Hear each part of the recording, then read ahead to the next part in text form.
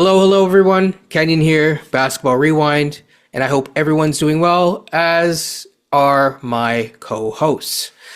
Beyond the locker room, hope you're doing well, and same to you, Coach. I believe this is the first official podcast in the new year, so I think I can say to everyone, Happy New Year.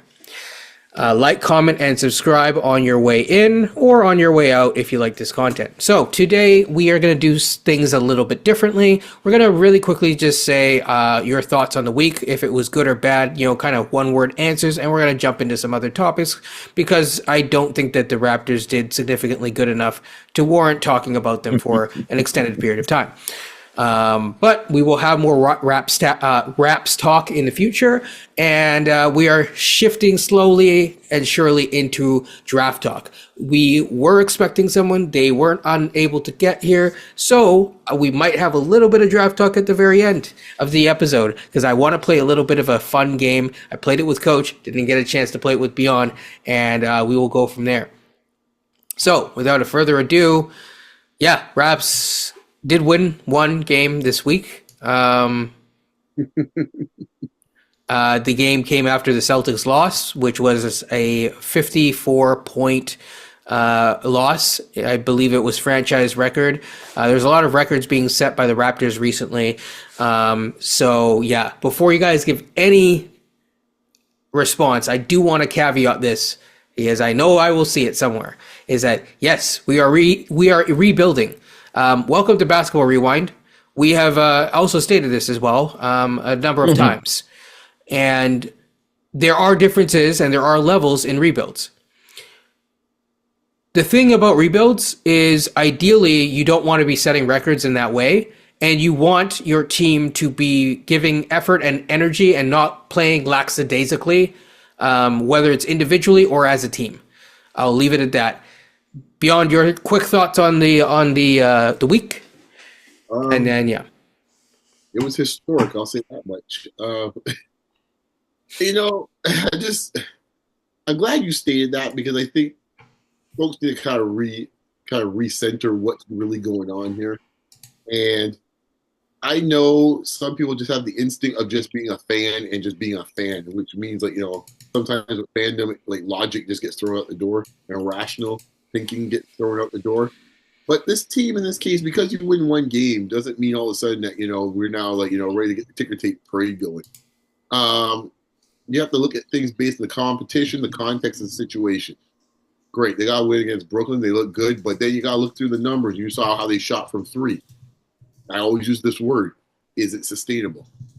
And you're looking there, it's like, okay, for them to get that win, they had to shoot some godly number, like something like 50 or 60% from three. Don't quote me on it, but some crazy number like that. You're just not going to have that with this roster every day. IQ back or not back, it's not going to happen. And I think the Orlando game kind of was like a slap back to reality, to use the Eminem line. Like, everyone kind of like, oh yeah, this is what really is going on here. So, it is what it is. I mean, there's not much to say about it. We move. That's all I'm saying. Coach? It's going to take us back a few more days past this week. The New York Knicks game on the 23rd of December. 139 points we gave up. The Grizzlies game, Boxing Day, 155 points. The Hawks on a back-to-back, they were on a back-to-back and flew into Toronto. They scored 136 points.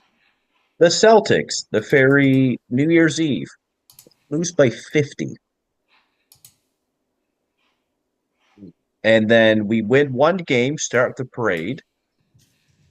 And then you lose to the Magic by 10 with 3 starters out.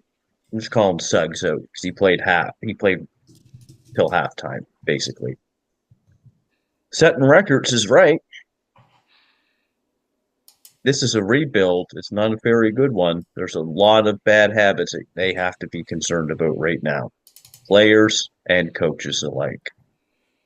You kind of wonder if this is going to hinder development moving forward instead of helping development. What we shall see. Absolutely. Yeah, I don't have anything more to add. One of the interesting things that I've noticed is that the Raptors' coverage from a PR standpoint has been different this year. So I saw actually for the first time they tried a new segment. I can't remember the name of the segment, but it had Gradey and RJ, and they were kind of like showing out different spots of the city. That was kind of cool. That was neat. But in general, when you look at things like Open Gym, which has become a staple of the franchise, it's not been the same quality this year. And they have had some good episodes, but most of the focus has been on the call it the prehistoric times of the Raptors when you were talking about when the Vince Carter days or Mighty Mouse or all of those times. There's been a much greater focus on that, and very little of those episodes have been devoted to what's going on today. And I find that very interesting. Well, I mean, if we're being honest, what would you want to talk about? Like, if you're the producers, like, what content can you really give? I just want to know who's getting the chain every night. There hasn't been that many opportunities for the give a chain. I thought the chain goes whether they win or lose because it's the winner of the day. They get participation ribbons. Yeah, Okay. like Darko's talked about swag, the MIG, all these different like terms. So at some level, I'm just wondering.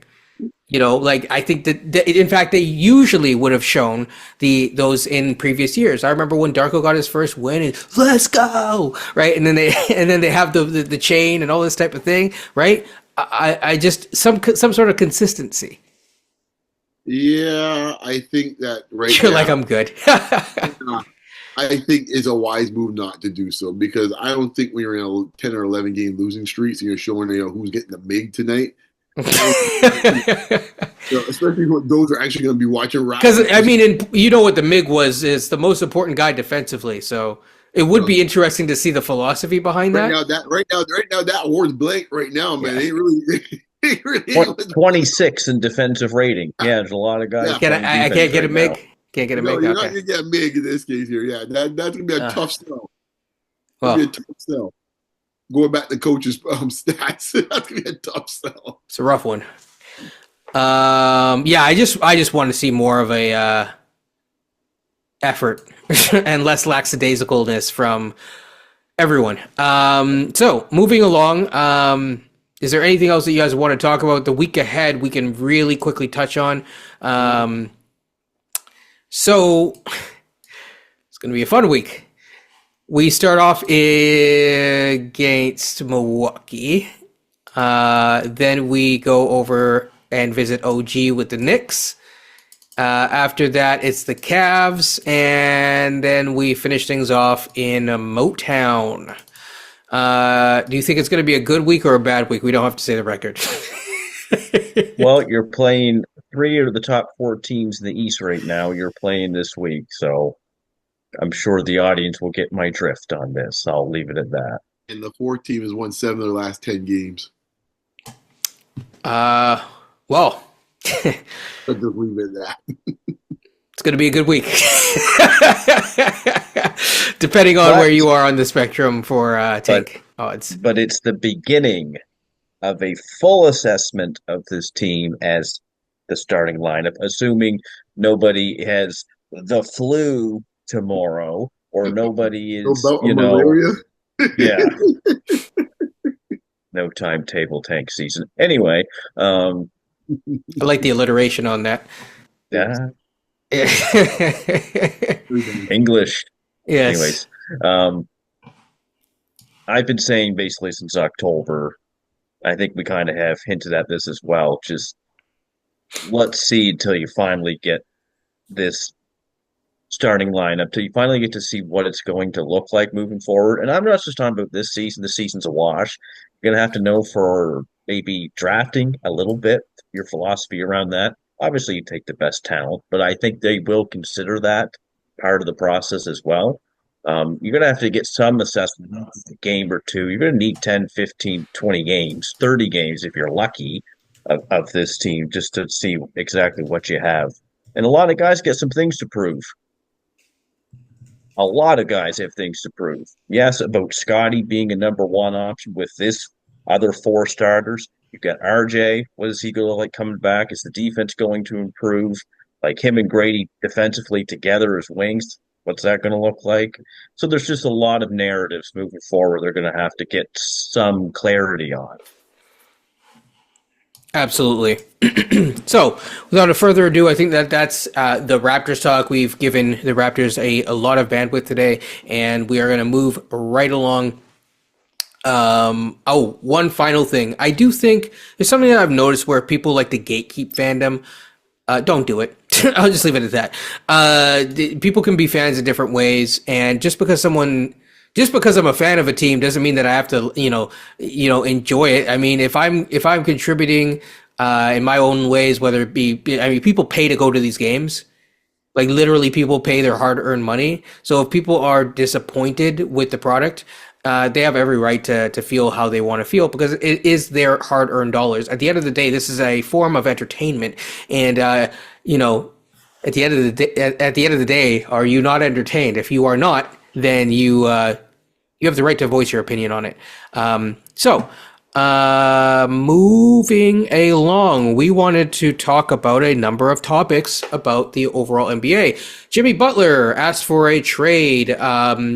The Heat are, I think, I'm not looking at it right now, but last time I checked, they were 16-17, I think. So they were officially a playoff team right now, and they have had an up and down season, which we thought that they would kind of take a step back. They are an aging team overall, though they do have some young pieces that are in their prime, like Bam. Jimmy himself is getting a little bit older.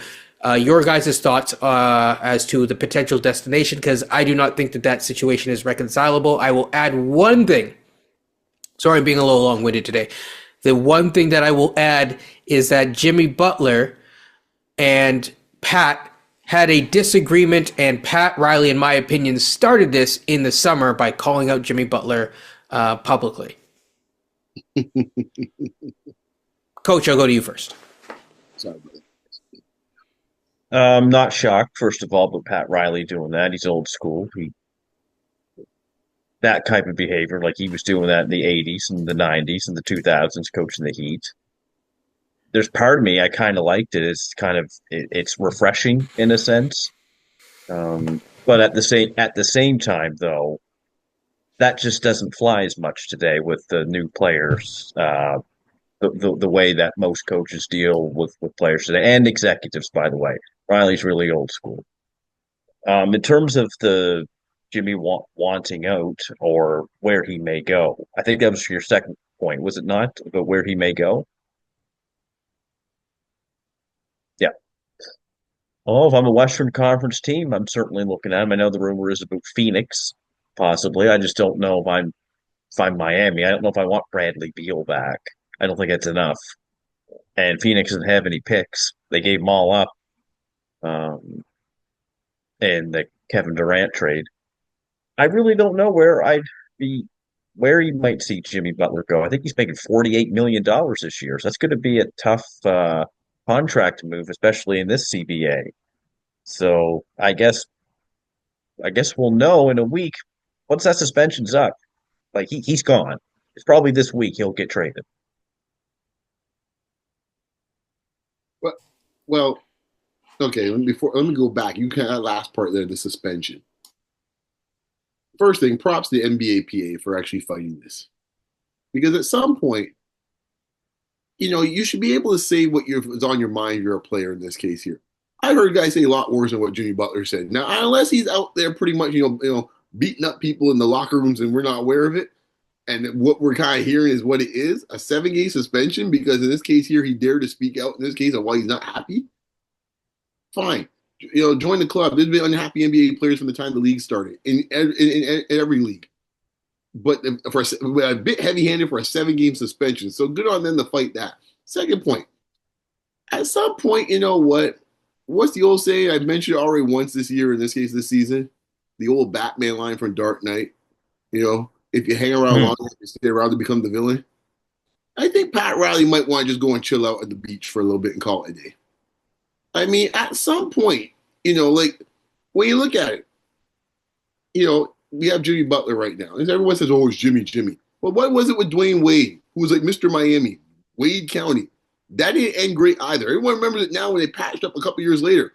But it didn't end well initially in Miami as well, too. We go at LeBron, where he's being very unprofessional. Look, man, if a man wants to do his free agency, he's got free agency. That's his prerogative. For you to go out there and try to let you think you're going to totally shame him into something, that's Bush League. That's Bush League. And at some point, those tactics might have worked in 1970 something or 1980 something, where like all the leverage was with the GMs and the management. And those days are done, man. And, it's like you can't come out here to try and think you're just going to badmouth players and it can only go one way. Yeah, I get to say whatever I want to say about you. But then when I come back and say, you know what, I don't really think this organization is really doing enough to win, essentially is what Jimmy's getting at. Man, it is what it is. Everyone can kill on Jimmy. And I said before, I'm not some Jimmy Butler stan, but he's got a point. You're in it to win it, then be in it to win it. Continue to have, no front court after Bam. You could have moved on Hero a long time ago if you wanted to improve this team. You're always a free agent destination. What's going on? And Raptor fans get upset in this case and wondering what we have to deal with as far as, what options we have. Miami's got every option possible. And this team is like hovering around 500. Now, part of it is Jimmy. In this case, you're kind of taking a little bit like 20 games off every season. That ain't going to help things. But at the same time, on the Miami side of things, you can put together a better roster than when you're Miami. So I'm not letting them off the hook either. Making Spoelstra figure out where you can find the cupboard to make a recipe. Like, you shouldn't have to be doing that. So I think there's fault on both sides, but I think, as usual in the media, they got their buddies in the in the front office, and of course Riles is as connected as anyone when it comes to media people. So hey, his word is bond for most folks. But when I look at this, it's like, you know what, Butler's got a point. He's got a point. And it's like, if you didn't want to renew the contract, then we should have moved last year. Kind of like a Siakam situation. Once again, so just for folks think I'm only picking on his side, for you guys in this case that listen to the show, look, I'm saying the same thing about Pat Riley. You had your opportunity, should have moved him last year. So that's all I got to say about that, man. Like, I think, I'm going to get curious to see how this plays out the next few days, the media and also the NBA PA part. Because I'm curious to see how they hit back on this a little bit, because I suspect that suspension is going to get cut. Yeah, and I do think that really quickly on Jimmy Butler's tenure in Miami, I think it's been great. They've gone to the finals. He's performed really well. He's had very, very, very some of the best playoff single individual game performances in a Miami Heat uniform ever. So from that standpoint, they've gotten their money's worth and then some. Actually, they've gone to the finals twice. My bad. I just said once, twice. He's given it his all whenever he's on the court, and that's something that you can never take away from him. So anyone who is saying different or is unhappy about it, he could be a cranky dude, but he still shows up. He's very much, actually, we almost see there was an avenue for him that he could have ended up as a Raptor. It ended up not happening, but there were rumors back then during the championship year. And he's very much somewhat similar to Lowry, which is why they got along pretty well, to be honest, and why they ended up playing together. Yes, they're a cantankerous bunch, and both of them are very kind of like, once again, man, when you do it moody, we have moody guys in this case here. You got prepared if you want, basically the franchise guy, man. You got to go, take the good with the bad, as the phrase goes. Now, I like Jimmy. He's not my favorite player, but I like Jimmy. And I will say he is proof of the pudding that you can be a very effective player and not necessarily need to shoot the three extremely well. And, what I like about Jimmy is he's not corporate. Yes. And he kind of reminds me of an old school NBA player, where it's a little more like, where it's like you'll say some things off the cuff, you'll say some things that are interesting. And I find him interesting in that sense, because he lives a bit of a different lifestyle too. Like he is kind of like the most interesting man in the world type of thing. That club, you never know. He might be skydiving with a movie star one day. The next day, he might be dating a movie star or dating a superstar singer. You never know what he'd be up to. Absolutely. Wimbledon watches boy Alcaraz. Who knows what he's up to from day to day? So But that brings up, I think, a really good point, which transitions us really into talking about Ant, who's also very not very corporate. Is acts in a particular kind of way. At least until this year when he was given, a certain set of instructions, didn't necessarily overly rely on the 3-point shot. But that's where I want to transition to. Coach, are you sure? Sorry, I feel like I might have cut you off. I was in a different window, didn't quite hear you. No, Cool. no. No, you're Okay, good. so I think that Ant and the Wolves, blank and the Beatles, right? Ant and the Wolves are in an interesting place. They've had an up and down season, and they have underperformed, in my opinion. They are 500 right now, which a 500 record in the West is going to put you for 10th. Now we'll get to the other team below them in a second, but I think that is very interesting because there's a few things that have happened to them. For example, they start off the year without Mike Conley. Rudy Gobert was very unhappy with his touches. You don't have to see it. Like some other players, he tells you with his attitude on the court. So he will basically pout on the court and slink off. And he is so bad sometimes. We actually saw this against the Raptors, where he asked for the ball from Randall, and Randall said, hell no. And basically, that led to him saying, okay, pulling a Shaq move where he just, got a 3-second call. Except that Rudy Gobert's not Shaq. Now, with Conley back in the lineup, it's helped things because you have a more traditional point guard who's, experienced, who's good at getting the ball, basically managing the game. But there's another thing. Without Cat, the spacing's been a little bit different, and I think that the value of Cat is kind of showing. He's gotten a lot of flack over the years, but you kind of see it now. In some ways, they've kind of moved backwards in the timeline for Ant. Coach, I'm going to go to you first. Your thoughts on Chris Finch's team? So you're not going to go far being 21st in offensive rating. You're not going to compete for a championship. That's for sure. I loved the deal at the time. I liked the fit of Randall and DiVincenzo. DiVincenzo was the big pickup for me in Yeah. this deal. It gives them another wing shooter. But Ant-Man is launching up a ton of threes a game. And like you said, you mentioned the example of Gobert in Toronto and what happened there, but the ball always stuck with Randall in New York, and now it's sticking with him again in Minnesota. And Ant-Man launching up a bunch of threes. So they got some issues there in Minnesota. Like you had said, Cat allowed that offense to really spread out, and he opened it up more for Ant-Man. And he even opened the paint some for Gobert when he was not in the paint. He was able to be out on the perimeter, and then you can leave Gobert by himself in there. So Minnesota's got a lot of work to do to figure this out because they have championship aspirations. They were one round away from going to finals last year against Boston. Yeah. And you don't want to have your superstar pissed off at the direction you're going in right now. A superstar like Ant, who is one of the faces of the league and then now and moving forward. So they got some work to do to clean this up.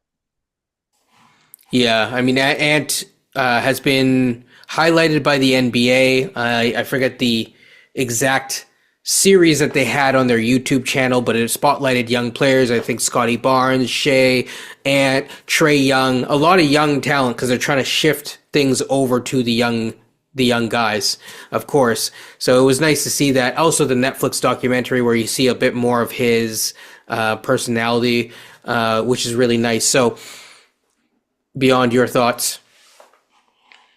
well, this is what happens when you become a bit of a zealot, right? When you think in this case the only thing the way you can be successful is playing one way and one way only. It's ironic in this case here they decided that this year they want Ant-Man to shoot more threes, considering the type of roster he has. Like I guess what I'm saying is like this team's even more reliant on him getting to the hoop than last year's roster. And I'm thinking from the standpoint of like, okay, so you're shooting a bunch of threes. So what does that mean? All right, so you're now taking the ball out of his hands and having him pretty much just shoot jump shots, which means he doesn't get the free throw line probably as much. He's now easier to defend because now all that athleticism and all that power and speed is just gone now. I could just pretty much just rotate a guy to him because it's so much easier to defend him. Everyone knows where he is on the court. So like you've literally turned one of the most dynamic players in the game into essentially into a basic 3-point shooter you can find any club. In this case, you're coming off the bench. That's essentially what you're doing. He's become Robinson out in Miami. Okay, on offense, that's essentially it. He's probably chucking up more to him right now, probably at this point, and for threes. I said before, I don't give Bartley and Shaq too much credit when it comes to insights, in this case on their show, but they hit it on the head the other night when they had the game. When you have him out there, he doesn't shift defenses. You don't have to really game plan for him anymore in this case here. And I said before, he's not getting to the free throw line. Therefore, that also sets a tone for your team as well, too. And the fact that, you can say, well, last year we don't so much as Gobert in the paint and like Randall. Okay, fair enough. I grant you that. Yet somehow the Knicks with Brunson and Randall and Hartenstein found a way to be effective enough for Brunson and Randall. But yet somehow you can't do this in this case here this year with Ant-Man. And even when you get Conley back, I find that hard to believe that all of a sudden, because I know that, and one thing I'm happy about now is that initially, because Randall's one of those guys very similar to Cat, where it's like, hey, if something goes wrong, hey, man, fingers going there first.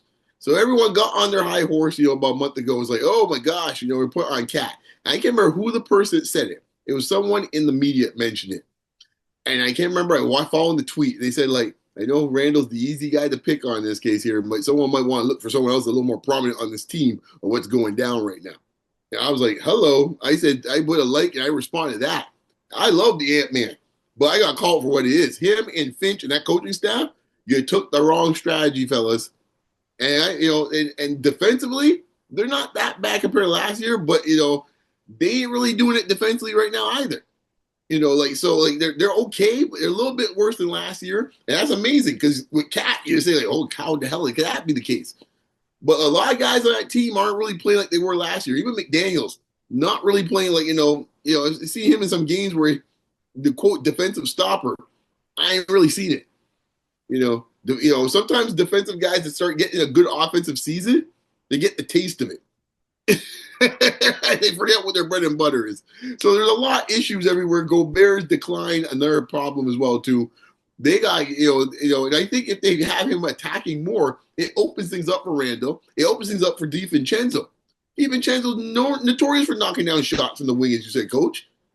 But if you got him and Ant doing it, who's breaking down the defense and giving clean shots? So it's either that or put Randall in the post. They're doing neither. Yeah, it's almost as if there's such a focus on shooting threes that people forget, there's another way for you to get 3 points too. It's called getting to the rim, getting fouled, and then that third point or that next point is a little easier at the foul line than it is at the 3-point line. Just another way. And you get the other person in foul trouble. Exactly. So you also manage the game better too because you're controlling the clock. Exactly. It's a lost art, or it's becoming one, unfortunately, just like the inbound or just like a post-entry pass now. Mm-hmm. Thing that I always complain about. Mm-hmm. Yep. And ironically, they got one guy on the team that could do that. He's probably 10 guys league can throw a decent post-entry pass. They got one of them. Yeah, that is true. I think I agree with all the points. Fun fact of the day, the Raptors were in talks with Utah to get both potential stars. I think Donovan would have been a better get, but they were very serious, and there were certain people at the time that were very adamant about the Raptors getting Rudy Gobert because his defensive output would be perfect. Even though I said at the time, this is, if you think about it, it actually would have led into us having Scotty as well, that he was the perfect center for us because his defensive output was so good. But the thing is if you are one way in either direction and you're so extremely limited in the other direction, it's a problem. And on top of that, that's not a tradable deal. He's making what, $50 million or something like that next year. And it's not about like the exact dollar amount. It's that in this new cap world, who can trade for that contract that is going to put them potentially into the apron, one of the aprons, for a guy that's very limited? And come playoff times, at the end of games, fourth quarter, you might have to sit him on the bench. Yeah, exactly. And here's one more point here. We talk about DiVincenzo and the effect that Ant-Man has on him attacking. I don't think it's a coincidence that the sixth man of the year has been a no-show this year for the most part. Right? Because I think Naz Reid feels off. How does Naz Reid get his game off? Shooting a lot of threes. How does he get the threes in this case here? It used to be a lot of kickouts, from collapsing defenses on Ant-Man. If Ant's shooting threes with him beside him, well, what's going to happen then? There's one other thing. Cat has always been one of the best driving big men in the league. And so he can pass. From an offensive standpoint, there's never been a question about his game. He's always been like incredibly talented. So you take that out and then put it all on Ant. Seems a little unfair. And I agree with you. I think management in general, this is a pro player podcast, so, another alliteration for you guys. We're doing that all today. Speaking of players, speaking of young guys, Cade, you are a Pistons fan. We are going to talk about the Pistons today. I am not a Cade fan. I don't have anything against Cade. Detroit basketball. But we will talk about the Pistons. We did on this podcast mention that the Pistons would probably be better than the Raptors. They are better than the Raptors. Welcome to Basketball Rewind. Just kidding, folks. Please stay subscribed. You know what, Beyond, I'm going to give you the honors to talk about your team and your guy. Hey, I don't know if he's actually your guy, but I like him a lot. I'm probably a little bit more of an Ivy guy of the two in this case here. So it hurt me the other night, man. Like, boy, that hurt, man. That hurt. But overall, you can see what Detroit was up to, and props to Trajan Langdon since we're gonna come the other way.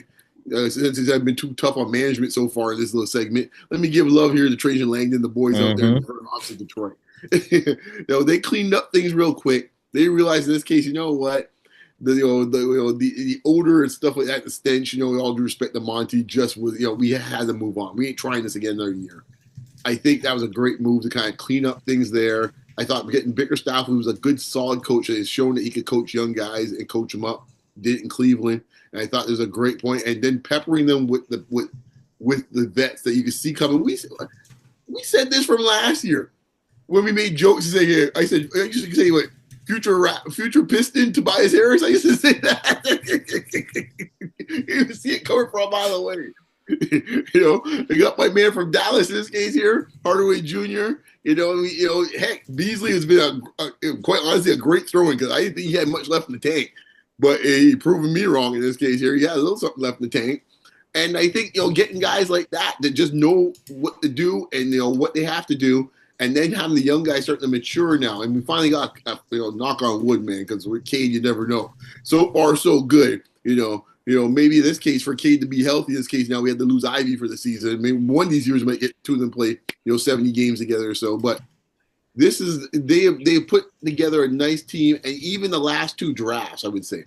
Not saying Cade's not, quote, a dog in this case here. But they are definitely picked guys in the last few years that are like, quote, dogs in this case here, be it Durant, be it Holland, be it Thompson, be it Sasser, okay, even Ivy. And guys get after it, man. And you throw it out with some vets, all of a sudden, like, voila. And with a new voice and coach, here we go. And Detroit games are fun to watch, man.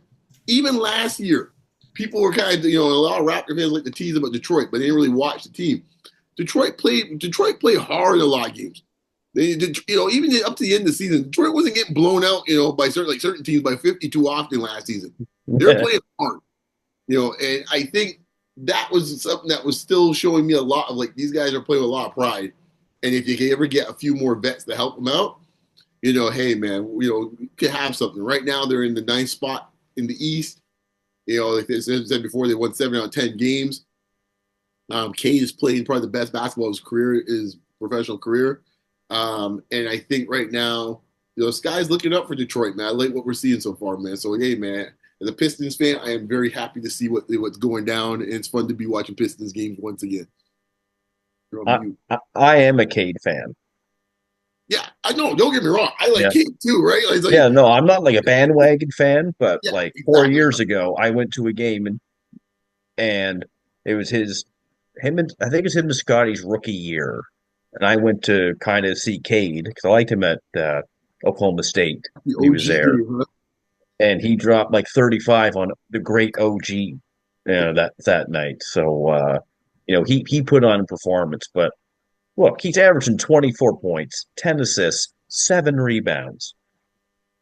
That's why he's on my All-Star ballot. 38% from three. He's having a great year.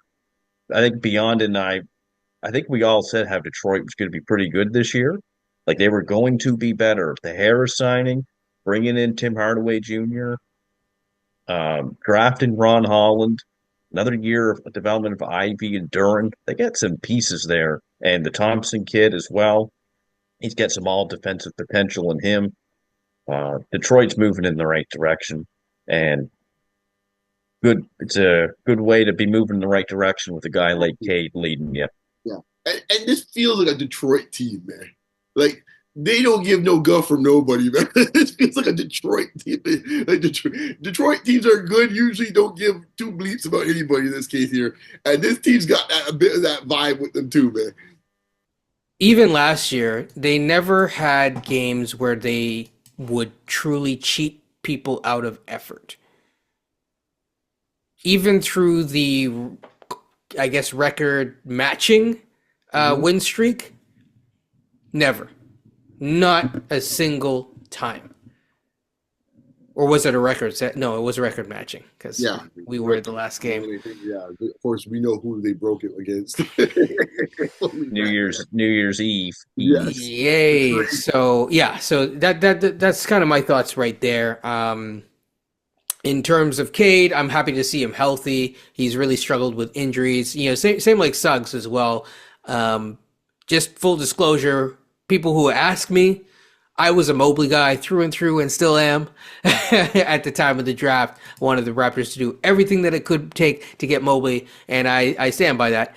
And it's no shade against anyone on our team. I'm just a Mobley guy. Anyone here who has a message on the channel saying we need a center, that's the reason why, because Mobley is a center. So Lakers are kind of doing well. I know, we want to characterize in a particular way, but I do think the Lakers are building a much more well-balanced team. I do like the moves that they made. I will say one thing though that I think is very, very important about the Lakers, and that is I will put them in the Denver boat as well. Those two teams need to continue to make moves potentially if they're going to give themselves the best chance to win a championship this year. And in terms of Denver, really quickly, and we could talk about both teams together, I would say that Denver, some people got to put some respect on Westbrook's name. People have been disrespecting the man. I think you got to put some respect on his name, because since he has been in the starting lineup, I might be a game late, but not a dollar short. At the same time, he has allowed them to be 9-2, I believe. Not in the last 10 games, the last 11 games. So that I think is something that deserves a shout out and a lot of respect. Lakers are doing well, and just keep steady up through their conference rankings. And, I think that that's good. Real quick thoughts on the Lakers, because we have one final topic to get through and then maybe draft talk. Quick thoughts about that, or do you want to just move on to draft talk? I think the Lakers are putting together a nice little team. I think last year they started getting the semblance of a good team. I think a lot of the thing with the Lakers last year and why Darvin Ham's no longer with them. I like Darvin Ham, but I couldn't defend the playoff decisions being made late in the games. I mean, I know if folks here is like they're going to say, "Oh, LeBron got fired." No, you know, honestly, the person that pretty much had enough of him is right now probably the most important person in that franchise right now. That's Anthony Davis. Yep. He said it straight. Like he wasn't even trying to mince words. I know everything gets redirected to LeBron. But Anthony Davis right now, quite honestly, has the most pull in that franchise right now. He's at the prime of his career. He has now asserted himself as the best player on that team. That's what I think everyone, including LeBron, was waiting for like 3 years. You started seeing it last year, and I give credit to Darvin Ham, who kind of did get him to get a different mindset. He's carried it over the years. He's been fantastic this year. As for Denver goes, it's ironic that you mentioned Westbrook. He's actually providing what I think the Lakers were hoping they would give them a few years back, which is that kind of extra playmaker, that starting lineup. So everything's not on those two guys, and Murray can play more off the ball. And late in games, you know, he can make some plays. Because right now, last year you saw in the playoffs, man, it pretty much was Jokic against the world. They didn't have really much. You don't have a lot of creation once Murray was getting, you know, once Murray seemed like a shell of himself. They don't really have a lot of creation off the ball. I mean, with the ball, and at least Westbrook provides that. You know, it's amazing. Even at his, you know, at this stage of his career, man, he still has a pretty damn quick first step. No, I think that they would be an interesting location for Jimmy. So I'll say that. I'll toss that out. By the way, a report came out that the Golden State Warriors are not interested in Jimmy Butler anymore. They are more so focusing on trying to get a Vucevic, and so that is where their focus lies right now. Moving forward into the final topic. We could actually talk about that topic another time. So instead, we're going to talk about draft talk, I think. Draft talk it is. So, going to just keep it really simple. I want to know where you would plant your flag based on two different giving two different prospects, and we can talk about those prospects each week, and we will add this as a segment into Draft Talk. We will have a more extended Draft Talk moving forward and start putting up those draft videos starting probably the following week. So, Trey Johnson or VJ Edgecombe, where do you plant your flag? Coach, gonna start with you and gonna end with Beyond because it's Beyond's guy. VJ is Beyond's guy, but it's a good question, and I'll give my thoughts at the end. Coach. Oh, gee, it's tough.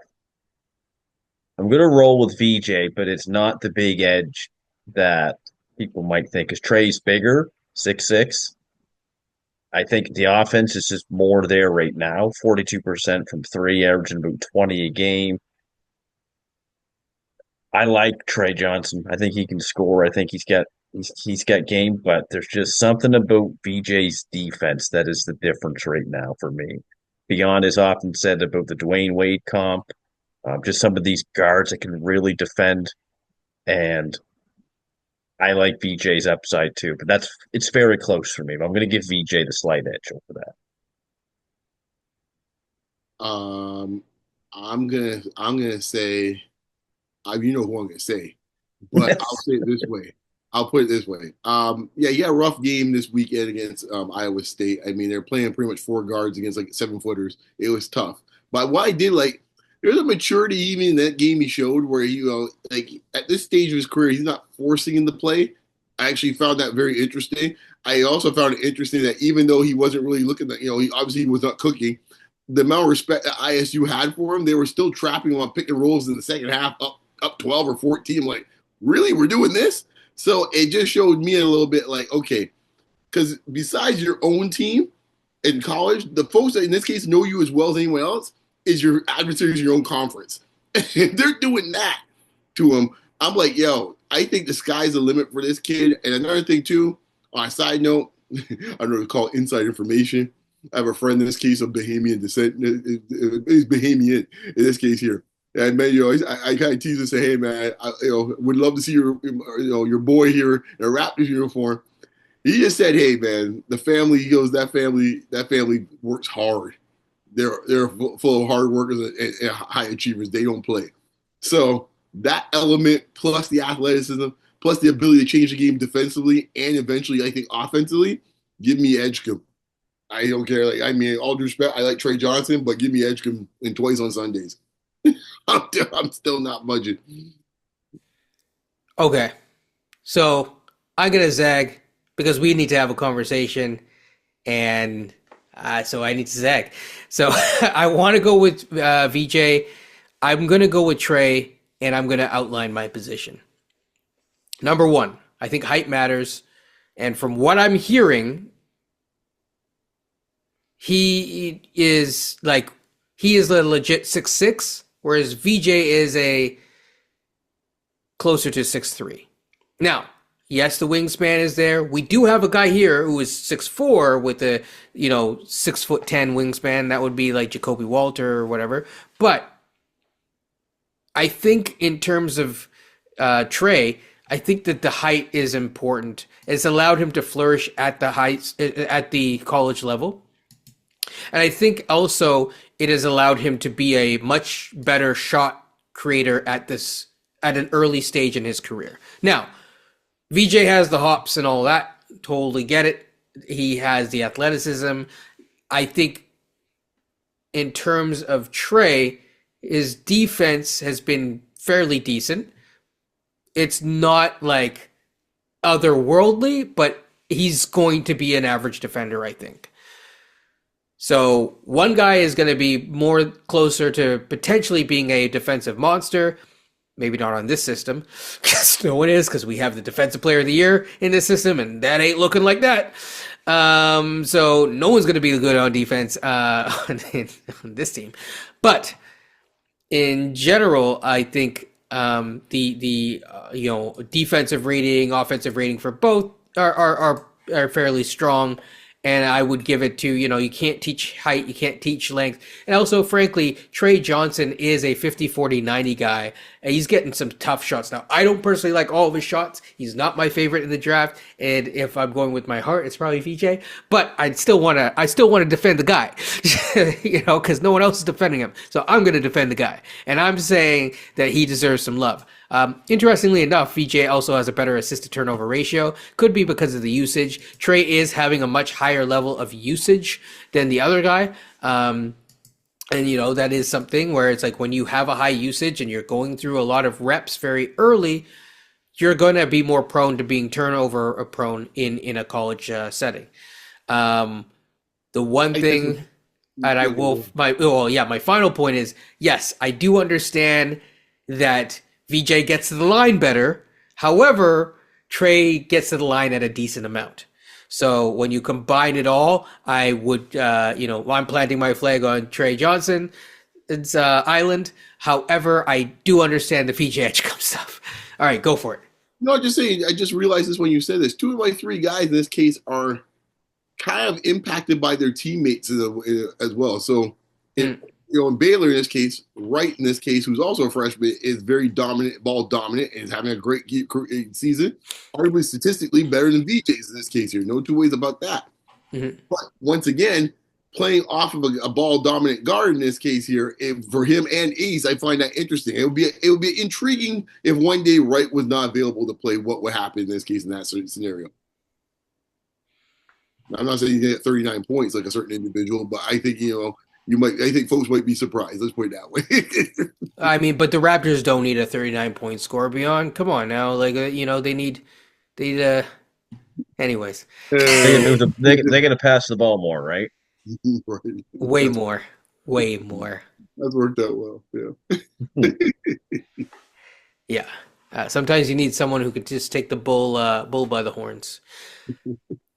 But yeah, I think that's a pod. What do you guys think? Pod, man. That's a pod. Like, comment, subscribe. So just for all you Trey Johnson fans out there and their family, we drafted him as a Raptor fan. I'd be happy. I'd be happy either way. I wouldn't reach for him. I wouldn't be like, say we're picking third. I'm not going to be like, oh, let's go get Trey Johnson over, over certain Arias Bailey. Nah. And Arias Bailey may have, be moving his way up.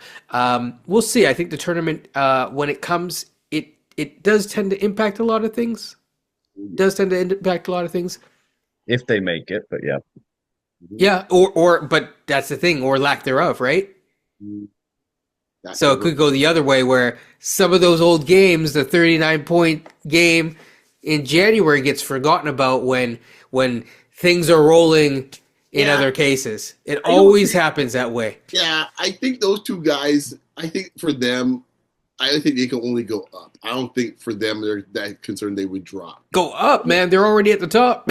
I'm saying, well, you mean I mean, right? Wait, go to number one ability for the drop past three, Yeah, unless nothing to do with them. Even if they made the tournament, it would be more to do with if somebody, say for example, young man from Baylor, for example, had like a that's breakout tournament, or that's why that's exactly my point is that VJ, Baylor tends to make the tournament versus Rutgers because, yeah, Baylor's it's just a better, bigger program in terms of the state of its program. And you could see that kind of like shifting things. or a big center in this case that plays in the ACC, for example, for a team. Exactly. So there's a lot of ways that this could shake out. There's a lot of basketball to be played. I mean, most people didn't really think that Con Knipple would be at this point of the season, but he is. So we will talk about more guys to come. Like, comment, subscribe. As I said, take care, be safe. That's it.